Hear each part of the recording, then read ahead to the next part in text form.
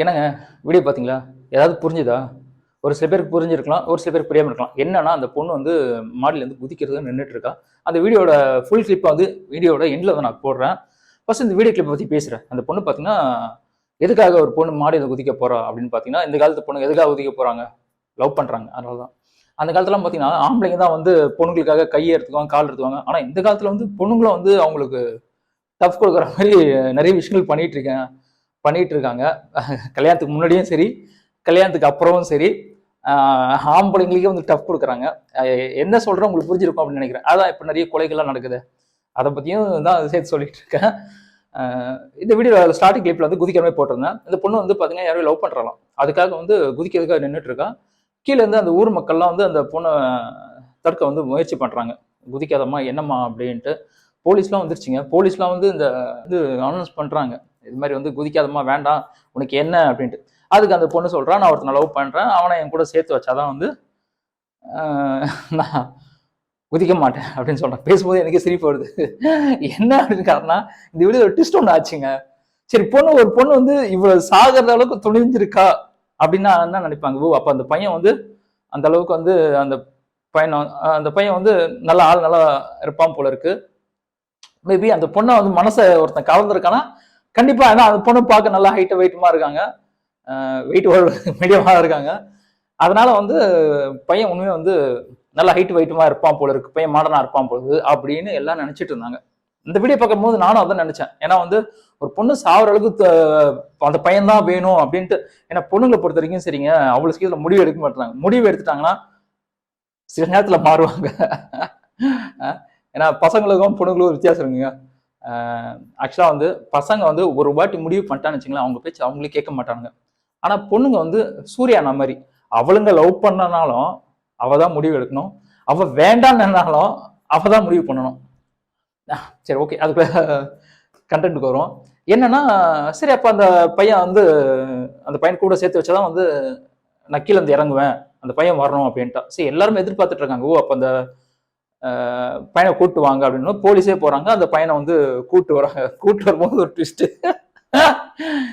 என்ன அப்படின்னு பாத்தீங்கன்னா, நான் சொல்றது இந்த வீடியோ பாருங்க.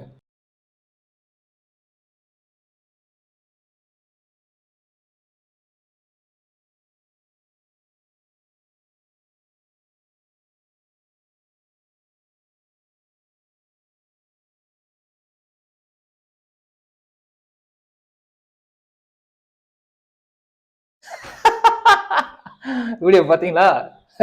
எப்படி இருந்தாரு பையன்? என்ன சொல்றது, இந்த பையனுக்காக தான் அந்த பொண்ணு வந்து உயிரையே வந்து தியாகம் பண்ண ரெடியா இருக்கா. சரி ஓகேங்க, அது அவளோட விருப்பங்க, அதை நம்ம வந்து சொல்ல முடியாதுங்க. ஏன்னா ஒவ்வொருத்தரும் ஒரு மாதிரி ஆசைகள் இருக்கும். சரிங்களா? காதலுக்கு கண்ணு இல்லைன்னுவாங்க. சில பேர் இதை பார்த்துட்டு சில பேர் வாழ்த்தவங்களும் இருக்காங்க. சில பேர் இதை பார்த்துட்டு இந்த இந்த பையனை நீ கல்யாணம் குதிச்சே வந்து செத்துருக்கலாம் அப்படின்னு சில பேர் பேசுறாங்க. அதான் ஒவ்வொருத்தரோட அதான் மனசை பொறுத்த விஷயங்க. சரிங்களா? எனக்கு காதலை பொறுத்த வரைக்கும் வெள்ளையா இருக்கணும், கருப்பா இருக்கணும், உயரமா இருக்கணும், குள்ளமா இருக்கணும், அழகா இருக்கணும், அறிவா இருக்கணும், நல்லவனா கெட்டவனா எதுவுமே பார்க்காது. அதுதான் வந்து அன்பு அப்படின்றது. பட் அதே மாதிரிதான் அந்த பொண்ணும், அவனுக்கு வந்து அவ்வளவு அவனை பிடிக்கவே தான் வந்து அவன் சாப்பிட்ற வரைக்கும் போயிருக்கா. உயரத்துல வேணா வந்து அந்த பையன் தான் இருக்கலாம். பட் அவன் மனசுல அந்த பையன் ரொம்ப உயர்ந்துட்டான். இந்த வீடியோ பார்க்கும்போது அதான் தெரியுது. ஆனா 90s கிட்ஸ் நிறைய பேர் வந்து கமெண்ட்ஸ் பண்றாங்க, எங்களுக்கு இன்னும் கல்யாணமே ஆகலையே அப்படி இப்படின்ட்டு. எல்லாமே நடக்குங்க. இந்த உலகத்துல நடக்காது ஒண்ணுமே இல்லை. நம்மளுக்கு ஒரு பவர் இருக்கு. ஒரு விஷயம் நடக்கணும்னு நினைச்சா டெஃபினட்டா நடக்கும். பட் அதுக்கான முயற்சிகள் வந்து நம்ம கொஞ்சம் பண்ணணும். சரிங்களா? இந்த வீடியோ பத்தி பேசணும்னு தோணுச்சு, அதுதான் பேசினேன். ஏன்னா அந்த காலத்துலலாம் வந்து பசங்க தான் கையெல்லாம் அறுத்துக்குவானுங்க. அதான் பொண்ணுங்க வந்து டஃப் தந்திருக்கா. பரவாயில்ல, உண்மையிலேயே வந்து எனக்கு தெரிஞ்சு வந்து ஒரு பொண்ணு வந்து அந்த பையன் உலகத்துல குள்ளமா இருந்தாலும் அந்த பொண்ணு ஸ்ட்ராங்கா நிக்கிறா பாருங்க. அவதான் வேணும் சாவர அளவுக்கு போயிருக்கானா கண்டிப்பா. அது லவ்ன்ற ஒரு மிராக்கிள்ங்க. எதனா ஒரு விஷயம் அந்த பையனோட எதனா ஒரு பண்ண விஷயம் அந்த பொண்ணை வந்து அட்ராக்ட் பண்ணியிருக்கலாம். எந்த யாருமே பண்ணாத விஷயத்த அந்த பையனுக்கு பண்ணிருக்கலாம், அந்த பொண்ணுக்கு பிடிச்சிருக்கலாம். லவ்ன்றது மிராக்கிள் தாங்க. என்ன வேணாலும் நடக்கும், எப்படி வேணாலும் நடக்காங்க. சரிங்களா? அதனால வந்து இந்த வீடியோ பத்தி பேசணும்னு தோணுச்சு, அதான் பேசினேன். இந்த பொண்ணு வந்து நின்று இருக்கா பாருங்க. இந்த காலத்துல வந்து நிறைய பேருக்கு என்கேஜ்மெண்ட் நடக்குதுங்க. ஆனா எல்லாருக்கும் கல்யாணம் ஆகுதா? கிடையவே கிடையாது. கல்யாணம், அதாவது கல்யாணம் பண்ற வரைக்கும் ஒரு பொண்ணு என்ன பண்றா, சைலண்டா இருக்கா. கல்யாணம் வைக்கிற அன்னைக்கு அவனை கூப்பிட்டு ஓடி போயிடுறான். அந்த அந்த கருமத்துக்கு அந்த பொண்ணு கல்யாணம் அந்த பையன்கிட்டயாவது ஒரு வாரத்துக்கு முன்னாடி 10 நாள் முன்னாடியோ வேணாண்டா எனக்கு கல்யாணம் வந்து நான் ஒருத்தனை லவ் பண்றேன், இந்த கல்யாணத்தை நிறுத்தினா அவன் நிறுத்திட்டு போறான். என் சொந்தக்காரெல்லாம் கூப்பிட்டு வச்சு அவ்வளவு செலவு பண்ணி மண்டபத்துல வந்து அசிங்கப்படுறதுக்கு எதுக்கு இந்த மாதிரி பொண்ணுங்க பண்றாங்கன்னு தான் என்னோட கேள்வி. பரவாயில்ல, அந்த பொண்ணு ஸ்ட்ராங்கா நிக்கிறா. அது ஏன்னா நேற்று ஒரு நியூஸ் பார்த்தேன். அந்த நியூஸ்ல என்னன்னா ஒரு பொண்ணு வந்து ஒரு பொண்ணுக்கு பையனுக்கு வந்து நிச்சயதார்த்தம் பண்ணிருக்காங்க.